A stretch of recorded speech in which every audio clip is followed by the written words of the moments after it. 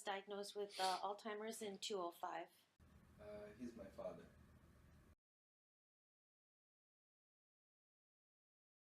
Okay, so diagnosed in 2005, but we also started to notice a couple of years before that things were starting to change. So I would say he probably started to develop dementia probably in about 2003, and he actually died in 2009. So he would have had dementia for about approximately 6 years. For 4 years. Well, my dad always had a little bit of a temper, but we noticed that his aggression escalated. So he was more angrier at my mom all the time. And then one incident, he had a really bad day. And then the next day, he was really passive toward her, like nothing had happened the day before. That was one indication that there was something wrong. And then there was one day, my mom asked my dad to go to the bank to pay a bill. So he gave the papers to him and whatever, and he went to the bank. He came back and I said, "So did you go to the bank?" He goes, "No, I didn't go to the bank. You didn't tell me to go to the bank." But then we found out from the bank tellers that he did actually go to the bank because the bank tellers knew us. They actually went to the bank. They had no idea what he was talking about, so they couldn't help him. But yet when he came back, he told my mom, "No, I didn't go to the bank." And he also used to say, "There's something wrong up here. There's something wrong up here." And he just couldn't, we were talking to him and he would just have like a blank stare on his face, and that's not like him because he was always a man with, always had something to say. Yeah. But then as this disease progressed, he would just give us this blank look, even when we were talking to him, like he wasn't understanding what we were asking him or what we were talking to him about, just this total blank stare. Very much. I mean, everything changed since then. Family life, of course. Family members cannot come, or I cannot socialize with them often, and the whole rhythm, speaking of family life, changed a lot. It's pretty much about him and me, taking care of him.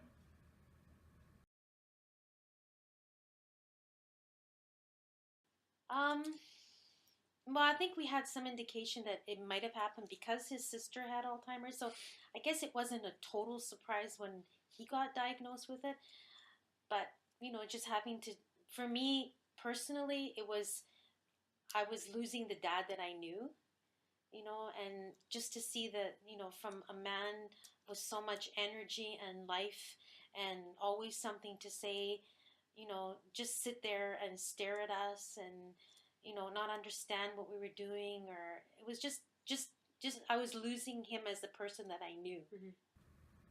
Oh, I was devastated. I felt really deflated, alone. It's like the person you love and respect, and you know that person pretty well, suddenly is dying in front of you.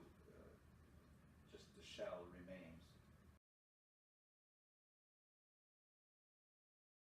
I think we were kind of thrown into the diagnosis, but I think we learned things along the line, like when he went to VGH, and then when he went to the hospital in Coquitlam, you find out about things. But initially, no, you're just kind of thrown into it. Your dad's got Alzheimer's. This is what you're going to be up against.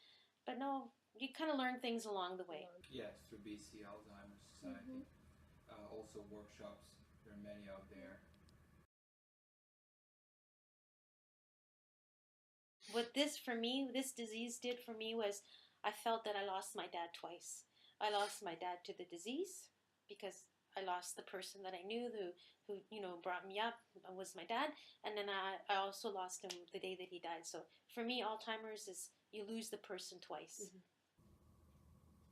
I definitely learned that there is uh,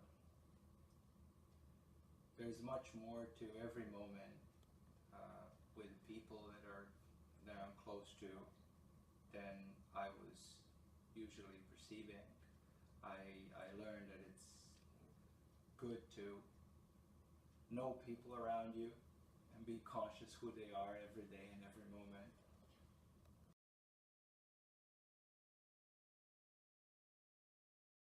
Well, I know that there's medication that they can take to slow it down, So once you start to see even the tiniest, the behavioral things that change in the behavior, Go to the doctor. go to the doctor, get, because my dad, we went to UBC hospital. What they did is they took a CT scan of his brain and an 82-year-old, and then that's how we found out that his brain was shrinking.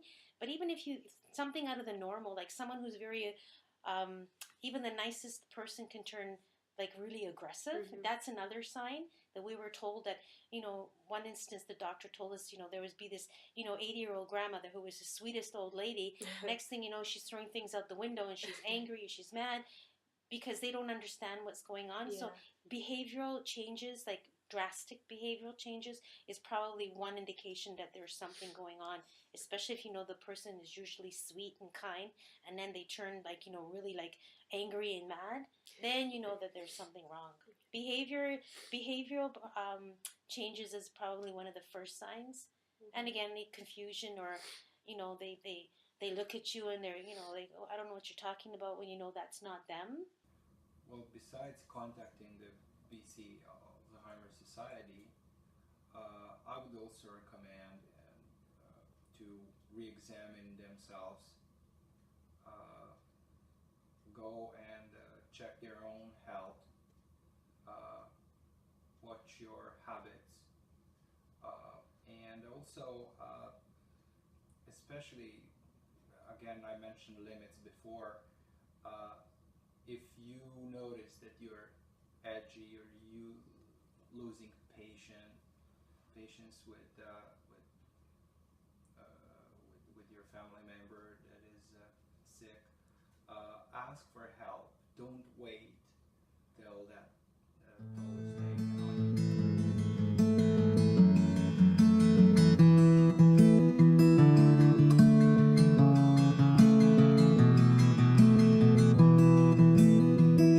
I see you staring out your window, searching for your past. A lifetime full of memories slipping through your grasp. You see those pictures on the mantle, tell the story of your life. A glimpse into your history of days long past by.